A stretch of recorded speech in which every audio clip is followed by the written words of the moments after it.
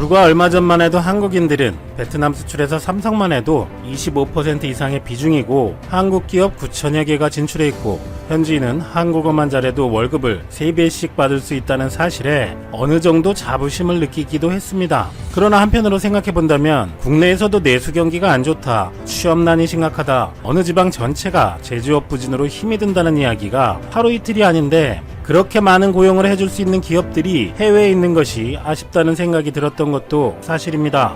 그런데 최근 C19 사태에서 베트남이 한국이 한 어이없는 일들을 겪으면서 역시 한국 기업들의 이익을 위해서 베트남에 진출했던 것도 분명하지만 결과적으로 베트남도 덕분에 엄청난 경제 성장을 했는데 그런 뒤통수를 쳤다라는 배신감이 더 커졌고 역시 여러모로 믿을 수 없는 공산주의 국가인 타국보다 자국으로 돌아오는 것이 좋지 않나 하는 생각을 많이 하게 되었을 것입니다. 그런데 이 생각은 한국인들만이 하는 것이 아닙니다. 최근 C19 사태 이후 글로벌 공급망이 원활하게 작동하지 않게 된 상황에서 특히 기존 3개의 공장이던 중국과 또 중국산 부품으로 돌아가던 각국의 제조업들의 가동률이 확 떨어지는 위기에 직면하자 기업들은 생산 비용이 증가하더라도 안정을 택하려는 현상이 가속화되고 있습니다. 곧 생산 시설을 자국으로 이전하는 리쇼어링 현상인데 리쇼어링은 낮은 비용, 넓은 시장을 찾아 기업이 해외로 나가는 오프쇼어링의 반대말로 떠났던 기업이 모국에 복귀하는 것으로 기존의 기업 뉴턴이란 말과 같은 의미를 할 수 있습니다. 뱅크 오브 아메리카가 최근 발표한 보고서에 따르면 중국의 생산 시설을 둔 다국적 기업의 80%가 C19 사태로 리쇼어링을 검토하고 있는 것으로 조사됐고 각국 정부는 이번 사태를 리쇼어링을 확산하는 기회로 활용하려는 모습입니다. 최근 레리 커들러 미국 백악관 국가경제위원회 위원장은 중국에서 돌아오는 기업의 각종 비용을 100% 지원하는 등 추가 정책을 내놓겠다고 밝혔고 일본 정부도 중국을 떠나려는 자국 기업의 이전을 돕기 위해 총 2,345억 엔의 예산을 편성했습니다.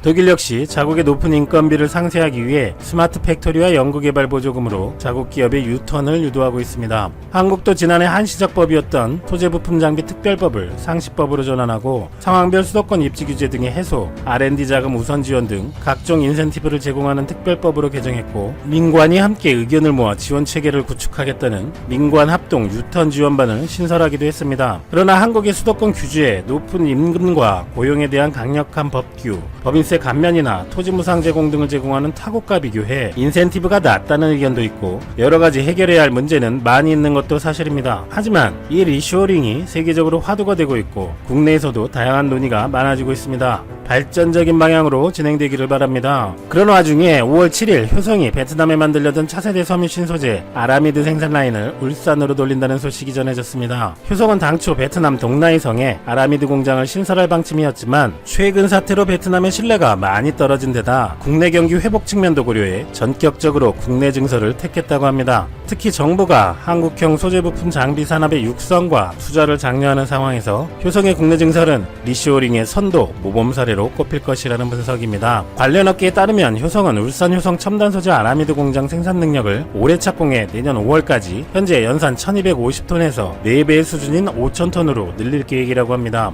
참고로 아라미드는 인장 강도, 강인성, 내열성이 뛰어나며 고강력, 고탄성률을 갖고 있는데 5mm 정도 굵기의 가느다란 실이지만 2톤의 자동차를 들어올릴 정도의 막강한 힘을 가지고 있습니다. 불에 타거나 녹지 않으며 500도씨가 넘어야 비로소 검게 탄화하며 또 아무리 힘을 가해도 늘어나지 않아 가장 좋은 플라스틱 보강재로 꼽히는 소재입니다. 방탄 재킷이나 방탄 헬멧 등 군수물자와 골프채, 테니스 라켓 등을 만드는 데 쓰이고 보잉 747 등 항공기의 내부 골재도 이 섬유로 보강된 수지를 쓰고 MTB용 타이어 중에서 아라미드 코드 삽입 제품은 기존의 철심 와이어를 사용한 제품과 달리 타이어를 유연하게 접을 수 있습니다. 한국에서는 1984년 키스트 윤한식 박사팀이 미국, 네덜란드에 이어 세계에서 3번째로 아라미드를 개발하여 코오롱 인더스트리와 효성에서 생산하고 있습니다. 효성은 결정 막판까지 베트남 동나이성에 아라미드 공장을 짓는 방안을 고민해온 것으로 알려졌는데 베트남은 2000년대 중반부터 조현준 회장이 글로벌 전초 기주로 삼은 국가였기 때문이라고 합니다. 지난 2007년 베트남 법인을 설립한 효성은 2014년 매출 1조 원, 2018년에는 2조 원의 매출을 기록하며 급성장하고 있었고 최근엔 베트남 중부 광남성에 신규 타이어 코드 생산 설비 구축, 남부 바리아붕 따오성에 등의 액화석유 가스 저장 탱크와 폴리프로필렌 및 탈수소화 공정 설비를 구축하고 있는 등 베트남 진출이 활발했기 때문에 이 아라미드 공장도 베트남이 될 것으로 예상되었습니다. 하지만 효성이 최종적으로 아라미드 생산 증대를 위해 울산 공장을 낙점한 이유는 전략적으로 핵심 소재의 생산 기지는 한국에 둬야 한다는 조 회장과 경영진의 판단에 따른 것이고, 아라미드는 기술력과 진입 장벽이 높은 고부가가치 산업이기 때문에 보안이 굉장히 중요한 상품이라 외국에 공장을 짓는다면 리스크가 클 수 있다는 이유라고 전해집니다. 실제로 세계 43.3%의 시장 점유율로 1위인 미국의 듀폰도 미국 내에서만 아라미드 공장을 가동하고, 국내 1위 코오롱 인더스트리도 경북 구미에 아라미드 공장이 있습니다. 아라미드는 특히 5G 통신망용 광 케이블에 사용되며 최근 수요가 급증하고 있는데, 지난해 효성이 영업이익 1조를 달성하는데도 아라미드 같은 신소재가 핵심 역할을 했다고 합니다. 중국은 WTO 가입 이후 저임금 생산기지이며 동시에 거대한 시장으로서 글로벌 서플라이 체인의 가장 큰 수혜자가 되었지만, C19 사태의 발원지이자 투명하게 정보를 제공하지 않아서 세계가 현재 처한 상황의 원흉이라고 지적받고 있고, 앞으로도 중국은 험난한 길이 예상됩니다. 전문가들은 불확실성을 톡톡히 체험한 국가들과 기업들이 낮은 인건비 등의 생산비용 절감 효과를 포기하더라도 안정을 택하는 추세는 가속화될 것이라고 전망하고 있습니다. 그런데 베트남 역시 C19의 발원지가 아니다라는 것 이외에 중국과 다를 바가 없어 보입니다. 베트남의 LG 디스플레이와 삼성전자는 한국인들이 들어가지 못해 큰 어려움을 겪었으며 아직 끝나지 않았고, 삼성과 LG만큼 주목을 받지 못했지만 최근 베트남의 행태에 곤란을 겪은 한국의 다른 기업들과 중소기업들도 훨씬 많았겠죠. 결국 세계의 서플라이 체인이 중국에서 베트남으로 이동하는 추세에 한껏 기가 살았던 베트남은 이제 탈중국해서 베트남으로 이동하는 것이 아니라 자국으로 돌아가는 추세가 가속화되어 기존과 비교하면 많은 기회를 잃을 것으로 보입니다. 한편 글로벌 공급망의 재편은 이번 C19 사태로 처음 나온 이야기는 아닙니다. 경제거품의 과정을 도식화한 버블 곡선을 만든 것으로도 유명한 지리경제학의 대표학자인 장폴 로드리그, 미국 호프스트라데 교수는 몇 년 전부터 1980년대부터 본격적으로 구성되기 시작했던 글로벌 공급망은 기업들이 조금이라도 싼 노동력과 원자재를 조달하려는 과정에서 등장해서 90년대 중반 이후 완성되었고, 비용 절감이 글로벌 공급망의 핵심 엔진이었지만 상황이 바뀌었다는 것을 이야기해오고 있었습니다. 로드리그 교수는 글로벌 공급망이 파편화하고 있다, 달리 말하면 지역화하고 있다고 했는데, 트럼프의 등장이 중요한 분수령이었다고 합니다. 트럼프 이전까지는 자유무역지대, 규제 프리존 등의 다양한 장치들이 있었기 때문에 글로벌 공급망을 위협하는 리스크 가운데 정치적인 요소는 크지 않았습니다. 기업들은 중국이나 동유럽 등의 자유무역지대 등에 생산기지를 설치해서 해당 국가의 법규나 정치적 상황이 바뀌어도 영향을 적게 받을 수 있었지만, 트럼프 등장 이후 상황이 돌변했다는 것입니다.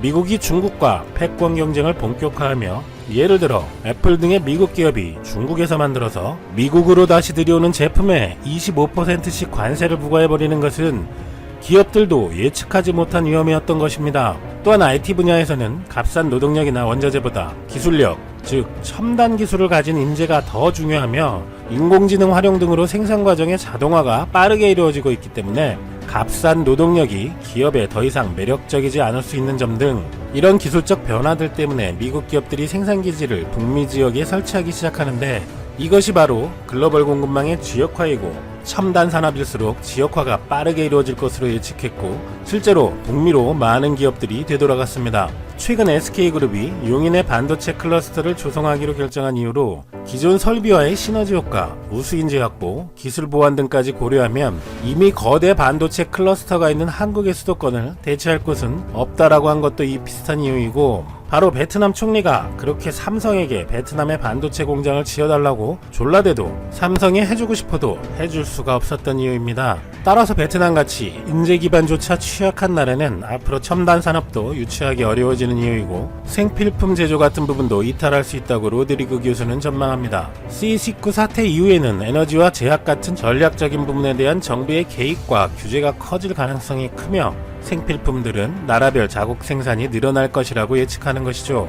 예를 들어 월마트 등 초대형 유통회사는 중국 등에서 생산한 제품을 값싸게 팔아왔지만, 중국과 베트남 등 신흥국이 전염병에 얼마나 취약한지 드러났기 때문에 신흥국이 안정적인 생산기지가 아니라고 생각하기 시작했고, 글로벌 기업의 경영자라면 전염병 등의 상황이 제대로 공개되지 않는 곳에 생산시설을 두고 싶지 않을 것이다 라고 단언합니다. 그런데 로드리그 교수는 한국은 투명성과 신뢰란 새로운 자산을 갖게 되어 포스트 C19 시대에 큰 기회를 가질 것이라고 예측합니다. 한국은 저임금을 활용해 생필품을 생산하는 것이 아니고 반도체와 조선, 자동차 등 여러 분야에서 놀라운 기술 경쟁력을 갖췄는데, 이런 기술력을 바탕으로 한 산업은 포스트 코로나 시대에도 글로벌화가 계속된다는 것입니다. 즉, 단층 현상처럼 기술력이 중요하지 않은 분야는 국산화하고 첨단 분야는 글로벌화가 이어지는 구조가 될 것인데, 한국은 C19 사태로 투명성과 신뢰라는 새로운 자산을 얻어서 글로벌 기업 경영자들이 아주 선호하는 나라가 되었으며,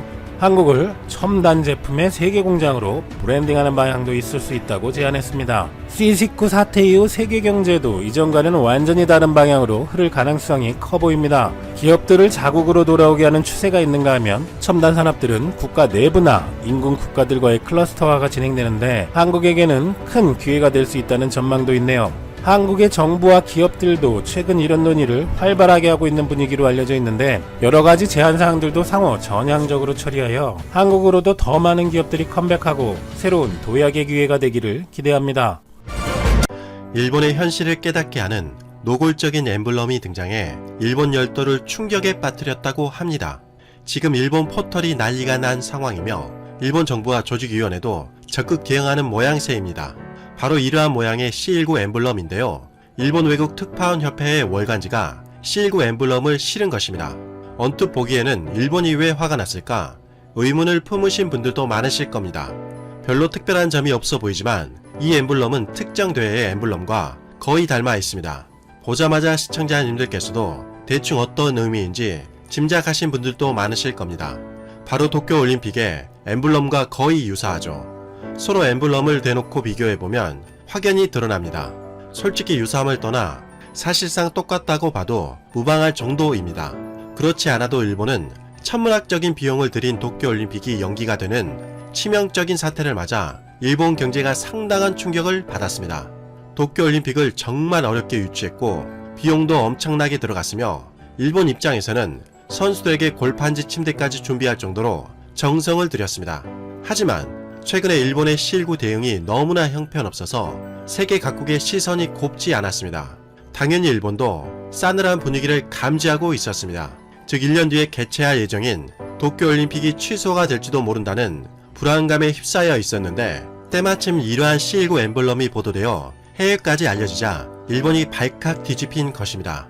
더군다나 일본이 의욕적으로 추진하고 있는 C19 치료 후보 물질 아비간이 효과가 없는 것으로 밝혀져 일본이 연속으로 타격을 받았다고 합니다.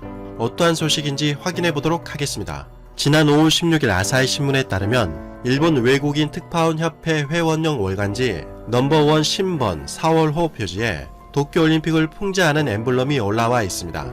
이 표지를 디자인한 사람은 도쿄에 거주하는 영국인 디자이너 앤드류 씨로 알려지고 있습니다. 이 월간지는 매달 1일에 발행되는데 협회 웹사이트에도 전문을 공개하고 있습니다. 그런데 4월호는 C19 특집호였는데 일본의 현실을 그대로 말해준 것이라고 기사에서는 밝히고 있습니다. 엠블럼을 디자인한 앤드류 씨에 따르면 C19에 관한 정보가 날마다 변화되는 가운데 일본의 현실을 임팩트한 형태로 그렸다고 밝혔습니다. 또한 그는 아소다로 부총리가 저주받은 올림픽이라고 발언한 것과 올림픽 연기를 발표한 후 일본 내에서 감염자 수가 급증한 데에 대한 의문에서 영감을 받았다고 밝혔습니다. 이러한 소식은 미국 ABC 뉴스에 소개가 될 정도로 큰 파문이 발생했습니다. 지난 5월 16일 아사히 신문에서는 이 디자인에 어떤 의도가 담겨져 있는지 앤드류 디자이너와 인터뷰한 내용을 자세히 보도하고 있습니다. 앤드류 씨는 디자인에 담겨진 의미에 대해서 이렇게 말했습니다. 이 디자인은 C19 바이러스가 일본에 끼친 영향을 나타낸 것으로 거기에는 당연히 도쿄올림픽도 포함됩니다. 이 엠블럼은 일본인들이 가지고 있는 의문을 투영한 것으로 일본 정부나 개최 도시를 비판할 의도는 없었습니다. 왜냐하면 아직 C19를 해결할 수 있는 최선의 방법이 무엇인지에 대한 충분한 지식이 없기 때문에 일본 정부나 도쿄도를 비판하기에는 시기상조라고 생각했기 때문입니다. 외국 특파원들의 상당수는 일본 정부를 비판하기보다 일본인들의 의문점에 답할 만한 정보와 진실을 제공하려고 했습니다. 이 디자인에 의미하고 있는 것은 일본에서 지금 무슨 일이 일어나고 있는가와 올림픽 연기 의사결정에서 C19는 어떠한 영향을 끼쳤는가 라고 인터뷰를 마무리했습니다. 앤드류 씨는 일본 정부를 비판하려는 의도는 없다며 간접적으로 돌려서 말했지만 엠블럼이 상징하는 의미는 굳이 물어보지 않아도 명확해 보입니다. 속이 후련할 정도로 일본의 아픈 구석을 정확히 찌른 것입니다. 아사히 신문도 앤드류 씨의 그러한 의미를 파악했는지 기사 말미에서 이렇게 보도했습니다. 최근 도쿄올림픽을 C19와 관련시켜 C19 올림픽이라고 부르는 목소리도 있다는 점을 지적하며 우려의 목소리를 드러낸 것입니다. 만약 일본이 C19의 확산세를 제대로 막지 못한다면 도쿄올림픽이 취소될 여지가 매우 높습니다. 물론 이런 상황에서 도쿄올림픽이 개최가 된다고 해도 문제입니다. C19 대행에 대해서 투명하지 않은 일본에 대한 의구심이 많이 남아있기 때문에 도쿄올림픽의 흥행 참패는 불을 보듯 뻔하기 때문이죠. 누가 과연 위험을 무릅쓰고 도쿄올림픽을 보러 관광을 가겠습니까? 흥행 참패는 당연한 결과입니다. 앞으로 그렇게 진행된다면 일본은 천문학적인 비용을 허공에 날리게 되는 상황이 발생하게 되죠. 그렇지 않아도 일본 경제가 연이어 추락하고 있는데 올림픽까지 취소가 된다면 일본 경제를 더욱 나락으로 떨어뜨리게 할 가능성이 높습니다. C19 엠블럼에 대한 소식이 일본 내에서 보도되자 일본인들도 난리가 났습니다. 지난 5월 19일 일본 매체 데일리 스포츠에 따르면 C19 엠블럼 파동으로 외국 특파원 협회 홈페이지에 일본인들의 항의가 쇄도하면서 홈페이지가 다운되는 상황까지 발생한 것입니다. 기사에 따르면 도쿄올림픽 조직위원회는 상황의 심각성을 파악하고 도쿄올림픽 엠블럼과 유사한 디자인이 게재된 것에 대해 취소를 신청했다고 밝혔습니다. 도쿄올림픽 조직위원회 마사노리 대변인은 C19로 인해 전 세계에서 인명과 경제 그리고 인간 생활에 막대한 피해를 초래하고 있는 가운데 도쿄올림픽 상징인 엠블럼과 연관된 디자인을 표지나 웹사이트에 게재한 것은 대단히 유감이라고 밝혔습니다. 그리고 지난주에 구두로 치하를 요구했으며 영문으로 된 메일로 취소를 요구했다고 밝혔습니다. 그러면서 이번 엠블렘의 행위는 많은 사람들의 감정에 대한 배려가 결여된 행위이며 도쿄올림픽을 준비하는 세계 선수들에 대한 배려도 결여된 행위라고 말했습니다. 더군다나 외국 특파원 협회의 품위도 떨어뜨린 행위라고 목소리를 높였습니다. 조직위 마사노리 대변인은 법적 조치까지 취하겠다고 엄포를 놓았습니다. 외신들 역시 이 사건을 속보로 보도했고 조직위가 경로했다고 보도하기도 했습니다. 그만큼 일본이 격분한 상태인데요. 일본인들의 반응도 심상치 않습니다. 일본인들의 반응을 확인해보면 기분이 좋을 리가 없다. 일본은 지금 아무리 농담이라도 웃을 수 있을 만큼 마음의 여유가 없다. 그러한 행동은 일본인들의 피폐한 마음에 소금을 바르는 것과 같은 것이다. 영국 디자이너이니 일본에 대해서 차별의식이 있는 거겠지. 미국과 러시아, 중국, EU와 한국에 대해서 이렇게 심한 말을 할 수가 있는가? 이것에 대해서 단호하게 항의와 취소를 요구하고 사과하지 않는다면 강력하게 추방해야 한다. 이 사태의 책임을 어떻게 지실 생각인가요? 명확한 경위와 책임의 소재, 구체적 처분의 내용이 있어야 다시는 이러한 일이 발생하지 않을 것이다. 냉정한 대응이 요구될 때이다. 외국 특파원 협회가 자극적인 디자인으로 주목을 받아 소란을 피우는 방식은 자제하기 바란다. 기자라면 기사의 내용으로 승부해야 한다. 발행 의도와 취지에 대해 책임있는 답변을 해야 한다. 악의에 대한 표현의 자유란 없다. 이건 기자 스스로 표현의 자유를 무시하는 행위다. 이렇듯 일본인들의 반응은 정말 뜨거웠습니다. 현재도 여전히 SNS를 달구고 있는데요. 일본이야말로 악의에 대한 표현의 자유가 없다는 사실을 인지해야 합니다. 일본은 끔찍한 침략 전쟁에 대해서 아직도 사과를 하지 않고 있습니다. 또한 역사 왜곡을 하고 있으며 강제징용 문제에 대해서도 일관되게 부인하고 있습니다. 최근에 일본은 한국의 C19와 관련된 방역 데이터를 요구하면서 독도를 다시 도발하는 인간의 도리를 어긋나는 행동을 하기도 했습니다. 사실 일본인들이 착각하고 있는 것이 있는데 엠블럼을 만든 앤드류 디자이너야말로 일본의 현실을 제대로 꼬집은 것입니다. 일본인 신규 감염자가 계속 줄어들고 있다고 하지만 세계 각국은 여전히 의문의 눈초리를 보내고 있습니다. 일본 정부가 제대로 된 대응을 하지 못하고 있는데 감염자만 줄어드는 기현상이 발생하고 있으니까요. 지난 5월 18일 일본 매체 오키나와 타임즈에서도 일본의 처참한 현실을 그대로 비판했습니다. 기사에 따르면 C19가 발생한 지 몇 개월이나 지났는데 여전히 일본의 의료 현장에서는 가장 기본이 되는 마스크가 심각하게 부족하다는 기사를 보도한 것입니다. 오키나와 타임즈에 따르면 보험협회가 현 의사 101명을 대상으로 실시한 조사에서 마스크가 부족하다고 답변한 의사는 75명으로 74.2%에 달했다고 합니다. 특히 방호복의 부족은 더욱 심각해서 의사 45명이 아예 재고가 없음이라고 답했다고 밝혔습니다. 이러니 일본에서 제대로 C19를 테스트할 수가 없는 것이죠. 심지어 의사들이 의심 환자 29명에 대해서 PCR 검사가 필요하다고 일본의 보건소에 의뢰했는데 그 중에서 대략 90%에 달하는 26명이 거부를 당했다고 합니다. 이렇게 검사를 하고 있지 않으니 당연히 신규 감염자가 줄어들 수밖에 없습니다. 이런 상황에서 일본은 비상사태 선언을 해제하는 무리수를 둔 것입니다. 일본의 입장에서는 이제는 치료약이 빠르게 나오지 않은 한 악화일로를 걸을 수밖에 없죠. 하지만 일본이 기대하고 있는 C19 치료 후보 물질 아비간마저도 효과가 전혀 없다는 소식이 들렸습니다. 지난 5월 19일 일본 매체 교토신문에 따르면 아비간이 효과가 있다는 것을 증명하지 못했지만 원래 승인에 적극적이다라는 기사를 게시했습니다. 기사에 따르면 지난 5월 19일 복수의 관계자가 5월 중순에 일본의 후생 노동성에 보고된 중간 해석 결과를 확인했는데 C19 바이러스의 감소율이 명확한 차이가 나오지 않았다고 합니다. 하지만 연구는 향후에도 계속하는 것으로 정해졌다고 합니다. 3,000명에 달하는 환자에게 아비간이 투여되어 그 분량의 데이터 결과를 곧 공표할 예정이지만 관계자에 따르면 이러한 데이터는 보충 자료는 되지만 승인에 주요한 근거로는 사용할 수 없다라고 언급했다는 것이죠. 문제는 아비간이 심각한 기형아 부작용이 있다는 것입니다. 효과도 전혀 없는데 부작용까지 심각하다면 이 약을 연구할 필요는 전혀 없어 보입니다. 그런데도 불구하고 일본 정부는 아비간을 5월 내에 승인하겠다는 계획을 세우고 있습니다. 교도신문에 따르면 전문가들에게서 아비간의 효과나 안정성을 충분히 확인하지도 않고 승인을 진행하는 것은 납득할 수가 없다. 5월 내에 승인 방침을 보류해야 한다 등의 우려의 목소리가 나오고 있다고 보도했습니다. 이렇듯 일본은 상식 이하의 행동을 하고 있습니다. 당연히 인명을 중요시 여긴다면 시간이 걸리더라도 충분히 검증을 해야 하죠. 도쿄올림픽 역시 마찬가지입니다. 올림픽은 세계 평화를 상징하는 대회인데 일본 정부가 C19 정보를 투명하게 밝히지 않음으로써 오히려 인류 평화에 위협을 가하고 있습니다. 이번에 C19 도쿄올림픽 엠블럼을 제작한 앤드류 디자이너가 일본의 현실을 냉정하게 지적한 듯 보입니다. 이상 가치왕 채널이었습니다.